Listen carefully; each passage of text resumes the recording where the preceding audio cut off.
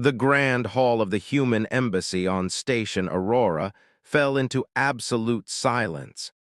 Dr. James Mitchell stood frozen, his champagne glass halfway to his lips, staring at the young Valorian woman who had just asked him the most unexpected question of his 52 years. Princess Caroline, recently married to Ambassador Richard Hayes in a union that had made interstellar headlines, stood before him with her orange skin glowing softly in the elegant lighting, her blonde hair arranged in intricate braids that signified her royal status. Her violet eyes were earnest, almost pleading. "I'm sorry," James finally managed, setting down his glass carefully. "Could you repeat that?" Around them, the reception had gone deathly quiet. Diplomats, military officers, scientists, and dignitaries from a dozen species stood motionless, all eyes fixed on the scene unfolding before them.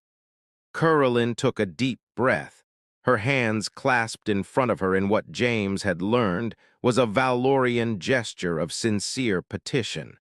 "Dr. Mitchell, I am asking if you would consider taking my mother, Empress Shalara, as your mate." The silence somehow became even more profound. Someone dropped a glass in the back of the room, the sound of shattering crystal unnaturally loud. James looked helplessly at his colleague Richard, who stood beside his new bride looking equally shell-shocked. "Richard, what?" "Don't look at me," Richard said, raising his hands. "I had no idea she was going to do this." "Kira," Richard added, turning to his wife, "Sweetheart, what are you doing?" Caroline glanced at her husband with a mixture of determination and apology. "I am doing what must be done. My mother needs this, and Dr. Mitchell is the only logical choice." "I think," James said carefully, his mind racing, "we should perhaps have this conversation somewhere more private." "No," Caroline said firmly. "According to Valorian tradition, a formal petition for courtship must be made publicly, witnessed by the community. I am following protocol." "Valorian protocol," James pointed out, "for a human man and your mother, the empress of the entire Valorian Empire." "Yes," Caroline said simply. Admiral Chen, the station commander, stepped forward. "Your Highness, perhaps we should adjourn to a private conference room and discuss this unusual situation." Caroline shook her head, her blonde braids swaying. "I cannot. The petition must be answered here now in front of witnesses.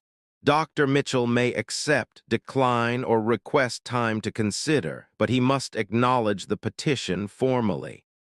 James felt sweat beading on his forehead. Every eye in the room was on him, including several recording devices that were undoubtedly broadcasting this moment across multiple star systems. "Caroline, I don't even know your mother. We've never met." "That can be arranged," Caroline said with the same earnest intensity. "But I have studied you extensively, Dr. Mitchell. You are a widower of 3 years. You have no children.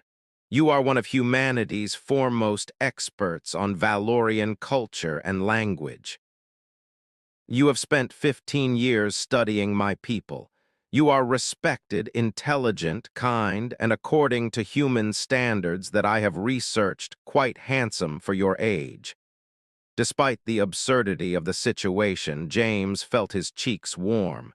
"That's very flattering, but—" "My mother is lonely," Caroline continued, and for the first time her voice cracked slightly with emotion. "She has been empress for 30 years. She has ruled wisely and well. She has sacrificed everything for her people, including her own happiness. Her mate, my father, died 10 years ago. Since then, she has had no one. She works endlessly, barely sleeps, barely eats. She is wasting away from loneliness, and I cannot bear to watch it anymore." The raw pain in Carolyn's voice cut through James's shock. He saw genuine anguish in her violet eyes, the desperate love of a daughter watching her mother suffer. Every Valorian noble who might be appropriate is either married, politically unsuitable, or interested only in the power an alliance with her would bring, Carolyn said. They do not see her. They see the empress, the throne, the opportunity for advancement. But you, Dr. Mitchell, you have spent years trying to understand my people not for political gain, but because you genuinely care about our culture. You wrote a paper arguing for greater Valorian autonomy in the alliance that cost you politically, but was the right thing to do. You are honorable. James opened his mouth, then closed it again. He had no idea what to say. Richard stepped closer to his wife, putting a hand on her shoulder. Kira, I understand you're worried about your mother, but you can't just arrange a marriage for her, especially not by ambushing someone at a party. I am not arranging a marriage, Carolyn corrected. I am making a formal petition for courtship. Dr. Mitchell would have the opportunity to meet my mother to see if there is compatibility. I am simply asking him to consider the possibility. By asking in front of 300 witnesses, Admiral Chen muttered. Carolyn's chin lifted with royal dignity. I wanted witnesses so Dr. Mitchell would understand how serious this petition is. This is not a whim or a jest. This is a daughter's desperate attempt to help her mother find happiness again. James took a deep breath, trying to organize his thoughts. The entire situation was insane. He'd come to this reception expecting an evening of small talk and diplomatic pleasantries, not a proposal that he court an alien empress. And yet, he thought about Carolyn's words. He thought about his own loneliness these past 3 years since Maria's death. He thought about the countless hours he'd spent studying Valorian culture, fascinated by their complexity, their honor, their deep capacity for loyalty and love. Tell me about her, James heard himself say. Hope flared in Carolyn's eyes. My mother. Yes, not the Empress, your mother. Carolyn's expression softened. She loves music. She plays an instrument similar to your violin, and sometimes late at night, I can hear her playing in her quarters, sad, beautiful melodies. She adores literature and has read thousands of books from dozens of species. She has a garden where she grows Valorian moonflowers, and she tends them herself because it is the only thing she does that is purely for her own pleasure. Carolyn's voice grew more animated as she spoke. She is brilliant. Her mind is extraordinary. She can remember conversations from decades ago, can analyze political situations with incredible clarity. But she is also kind. She visits hospitals and schools. She remembers the names of servants. She cries at sad stories and laughs at terrible jokes. She is the strongest person I know and the loneliest. James felt something shift in his chest. The picture Carolyn painted wasn't of some distant alien monarch, but of a woman, a person dealing with grief and duty and the weight of enormous responsibility. What makes you think she would even be interested in me? James asked quietly. Has she said anything? Carolyn hesitated. She does not know I am doing this. She would never ask for herself. She believes her personal happiness must always be secondary to her duties. But I have seen how she watches the human broadcasts, how she studies your culture, and I have seen how she mentions your name. She knows who I am. She has read all your papers, Carolyn said. She even quoted you during a council meeting last month, your work on Valorian family structures. She called it remarkably insightful for a human. From my mother, that is high praise. Richard coughed, and James suspected he was hiding a laugh. James, you're being academically flirted with by an empress. This is insane, James muttered. Perhaps, Curlin agreed. But is it impossible? You are lonely. My mother is lonely. You respect each other's work. You are both intelligent, cultured individuals who have devoted your lives to building understanding between our peoples. Is it truly so absurd to think you might find happiness together? James looked around the room, at all the faces watching him with expressions ranging from shock to amusement to genuine curiosity. This would be the story people told for years. The time a Valorian princess proposed on behalf of her mother at a diplomatic reception. But beyond the absurdity, beyond the spectacle, there was something real in Curlin's plea. A daughter's love for her mother. A recognition of shared loneliness. A genuine hope that two people might find connection. I need to understand something, James said finally. If I agree to this, and I'm not saying I am, what exactly would courtship entail? Curlin's face brightened. You would meet formally, perhaps over dinner. You would spend time together in supervised settings initially, as is traditional. You would talk, learn about each other. If there is compatibility, the courtship would continue. If not, you could part as friends with no dishonor to either party. And if there is compatibility, then you would continue to build your relationship at whatever pace feels appropriate, Curlin said. Valorian courtship typically lasts at least a year before any formal commitment is made. There would be no pressure, no expectations beyond honest effort to know each other. James rubbed his face, trying to process everything. This is the most bizarre conversation I've ever had. But you have not said no, Curlin observed hopefully. I haven't said yes either, James pointed out. No, Curlin agreed. But you are considering it. I can see you are considering it. She was right. Despite every rational objection his mind was raising, some part of him was genuinely intrigued by the possibility. He'd been alone for 3 years, had thrown himself into his work to avoid facing the emptiness of his life. The idea of connection, of companionship with someone who shared his intellectual interests and understood the complexities of cross-cultural relations. It was appealing.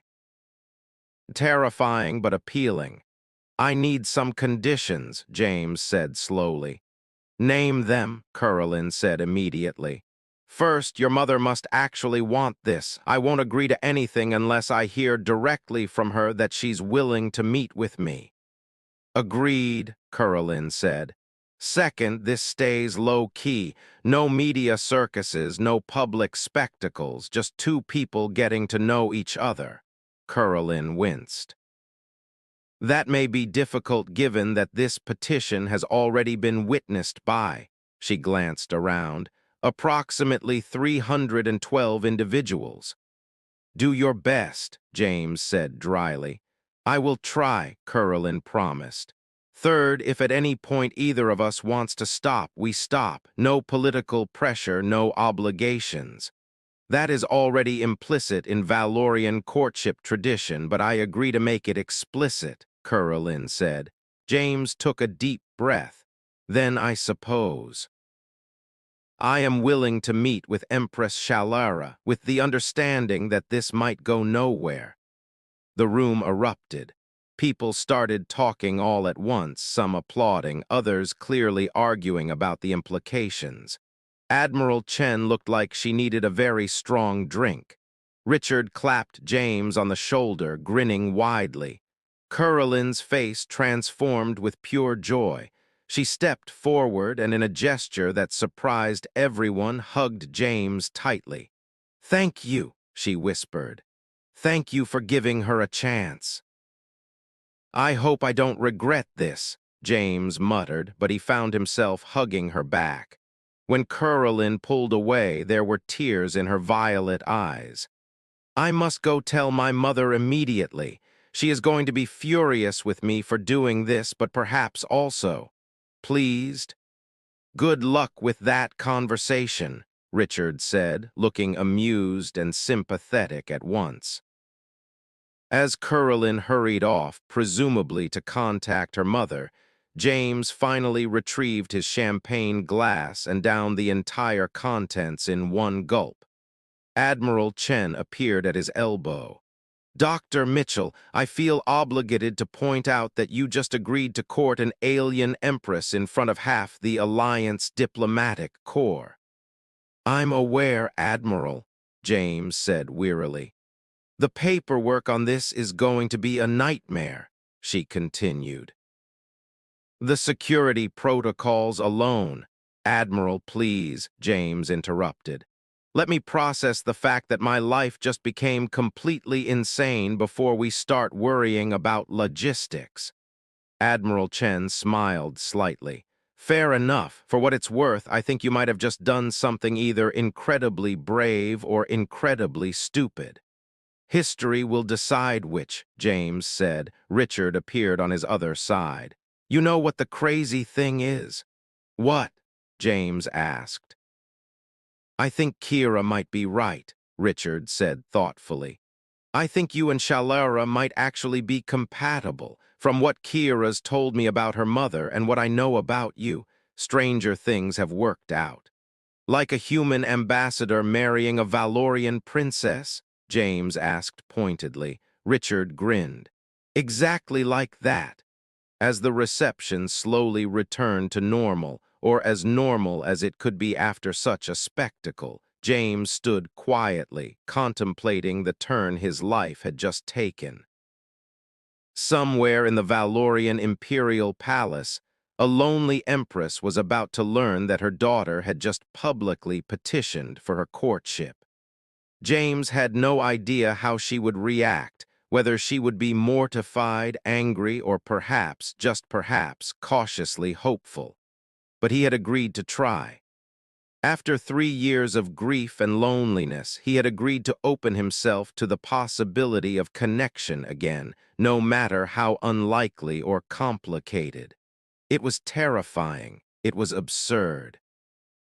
It was, James realized with surprise, the first time in 3 years he'd felt genuinely excited about the future. Well, he said to no one in particular, this should be interesting.